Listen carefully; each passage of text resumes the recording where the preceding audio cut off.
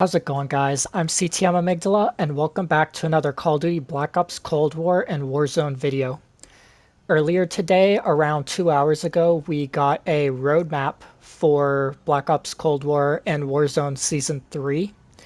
And there's also a update going on right now in Warzone, hence why I'm on Cold War right now instead of Warzone. So that's actually updating right now, and in today's video I'm going to be discussing everything that's coming with Season 3, as well as what's going on with the update today for Warzone. So if you guys enjoyed this video, be sure to click that like button, and also don't forget to subscribe.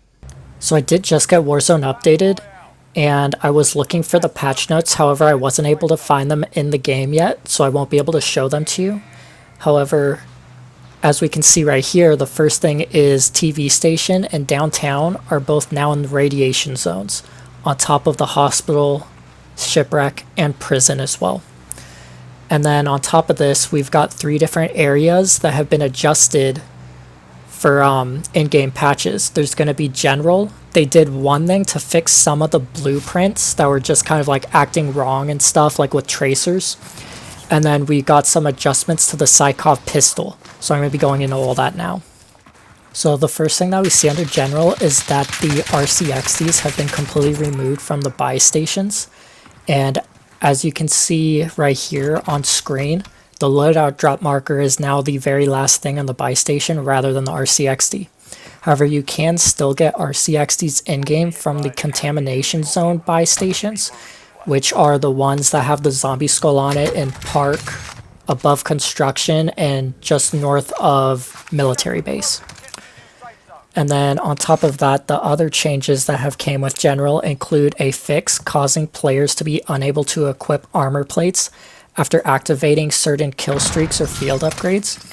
The containment protocol missiles that fly overhead will no longer land in the actual play area. The same missiles will also have their sound effects volume reduced, so they're not quite as loud anymore. There has been a bug that causes loadout drops to block movement of projectiles, and this has now been fixed. And then the last thing under general is for Kingslayer trios, the gas circle will no longer move completely outside of the map. So I wasn't really aware of any of these bugs except maybe like the missiles being too loud. So I'm definitely glad that all these have been fixed before they start cropping up more. And then now I'm going to be going into the main changes for the Sykov pistol. So on top of just adjusting the Sykov pistol, they have also fixed some bugs with other attachments and guns. So the first one of this is going to include where they fixed a bug with the Modern Warfare sniper rifles, where the variable zoom scope would sometimes not display sniper glint. And then they also fixed a bug where Modern Warfare weapon perks were not having their intended effects. So they were doing other things than what they should have actually been doing.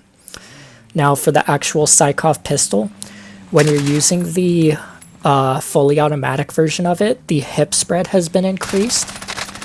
When you're using the akimbo version of it, your movement speed has been reduced by 5%. When you're using the 80 round drums, the movement speed has been reduced by an additional 5%, and the aim down sights move speed has been reduced by 7%. And then when you're using all of these combined, with both the fully auto and the 80 round drums, your damage is actually going to be reduced by 25% as long as you're using the dual wield. If you're just using the single pistol with full auto and the 80 round mag, your damage will not be reduced. So this gun has been nerfed because it's definitely a lot slower now. However, the damage is still going to be extremely fast, and it's still going to have a very fast time to kill as long as you're using it in that single without the dual wield. So now I'm going to be talking about the Season 3 roadmap for Cold War and Warzone, and this season looks really promising. They're really listening to the community towards what we want, it looks like, and I'll have the exact roadmap in the link below, as well as timestamps for all of the different areas in the video.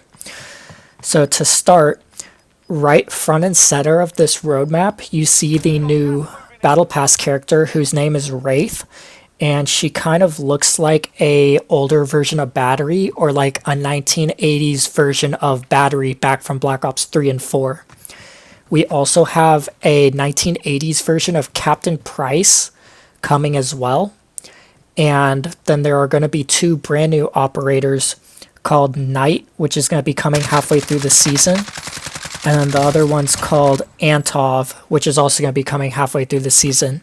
And these characters both also look really cool. And to get Captain Price, it has apparently been revealed that all you need to do is own Black Ops Cold War, and you'll get a Captain Price Black Ops Cold War skin variant. And this new free Captain Price skin kind of looks like something out of like a scuba diving event. It's kind of like underwater themed and stuff. So that's going to be all the skins that are coming within Season 3 of Cold War. And then on top of that, we also have 4 new Prestige icons. This is going to include Prestiges 12 through 15. And honestly, these look really, really good. I think these are the best Prestige icons we've seen so far in Black Ops Cold War. And all of them still have the skull theme with a little bit of gold onto them to represent those higher Prestige levels. So for Prestige 12, it looks like the emblem's kind of like a hockey mask with like a gold bone through it. The next Prestige is like a star with kind of like a samurai looking skull. The next one is a skull with 2 axes behind it. And then the last one's like a skull with like a golden gas mask, which looks really, really cool as well. On top of that, we're also getting 6 brand new weapons from the Cold War side, and likely 2 brand new weapons from the Modern Warfare side. For the Modern Warfare side, this is going to include the Raw LMG, which from the gameplay I saw of it, looks like a faster firing, high recoil LMG. I personally don't think this gun's going to be very good, but we'll really just have to wait and see. And then the other Modern Warfare weapon is called the CX9 SMG, and this is supposed to be like a version of the Scorpion from Black Ops 2, and this one's apparently really, really good. Like up there with how the Sykov was. Very fast fire rate, low recoil, just very, very good weapon. But that's just what I've seen of it so far. It's not currently in-game yet, but likely will be coming with Season 3. So now for the 6 new weapons that we have coming from the Cold War side. We have 3 that are going to be in season and 3 that are going to release with the start of Season 3. So for the 3 that are going to release with the start of Season 3, we've got the Ballistic Knife, the Swiss K31, which is like a old style, like World War II themed sniper rifle, which might replace the car. And then we've got the PPSH, which is also a World War II weapon, and it's a fast-firing submachine gun and a fan favorite of the Call of Duty franchise. So that's definitely really nice, and all of these are likely hinting towards Vanguard, which is likely going to be revealed within the next month or 2 for the Call of Duty 2021 event. And then in season, we've got the CARV2, which is like the G12 from Black Ops 1. It's a burst fire tactical rifle that's honestly really good, has really low recoil and high damage.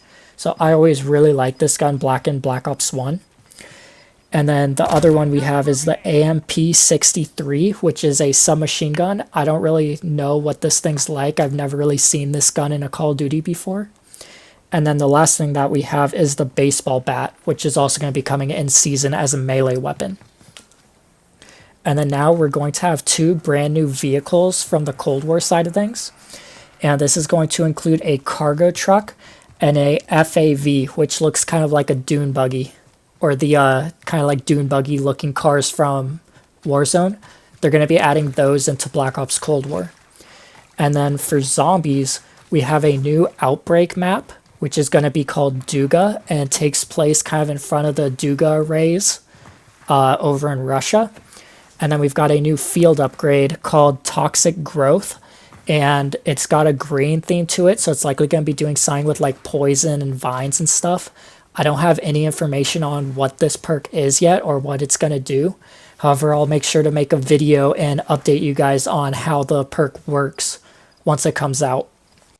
So now for the Warzone side of things, the map says that there's going to be a Warzone map update, which is likely going to be the brand new map that's set back in the 1980s with all new versions of the current points of interest, as well as a few brand new ones. And an hour ago, we actually just got another sneak peek of some leaks that Call of Duty sent out regarding this event that's going to be happening on the 21st.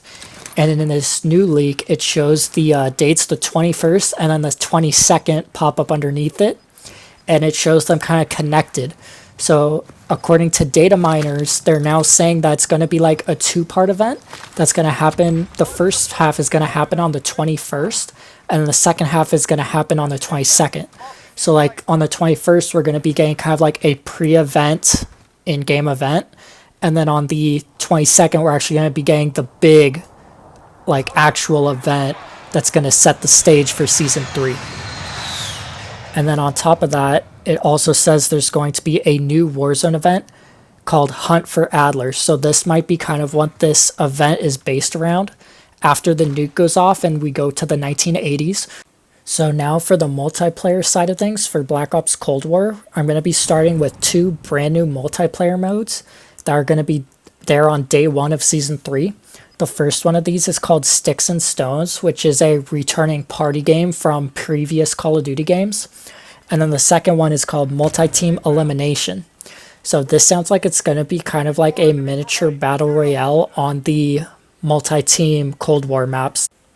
Now on top of that, we're also getting one brand new score streak, which is going to be the Strafe Run, which for those of you guys that don't know, this is another kill streak that's returning from previous Call of Duty games, where a helicopter kind of swoops down over the map and just bombs everything in its path. And it's a really good kill streak, and usually one towards the higher end of the kill streaks within previous Call of Duty games that takes a lot of points or kills to earn.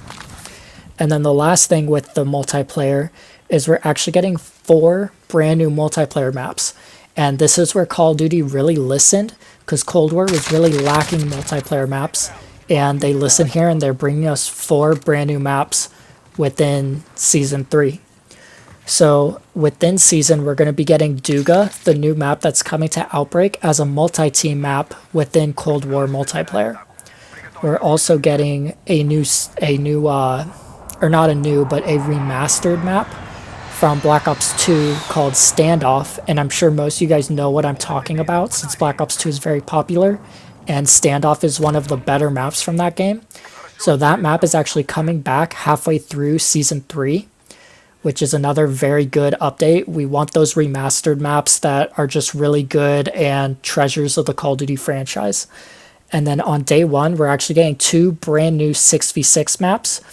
These are going to be called Diesel, and the other one's called Yamantau. So for Yamantau, this takes place at the top of Mount Yamantau, and it's going to be a snowy map that's kind of like Summit, where it's like at the top of a mountain, it's snowy, and it's in kind of like a winter-based facility. And then for Diesel, this takes place in a kind of like gas station parking lot that's out in the middle of a desert. So this one's going to be kind of a more sandy urban map. And that's really it. That's all that's going to be coming with Season 3 that we know of right now for up until Season 3 Reloaded. So I'll have another video covering everything that's going to be coming in Season 3 Reloaded when we find out about that. But I hope you guys enjoyed, and I'll see you guys in the next one.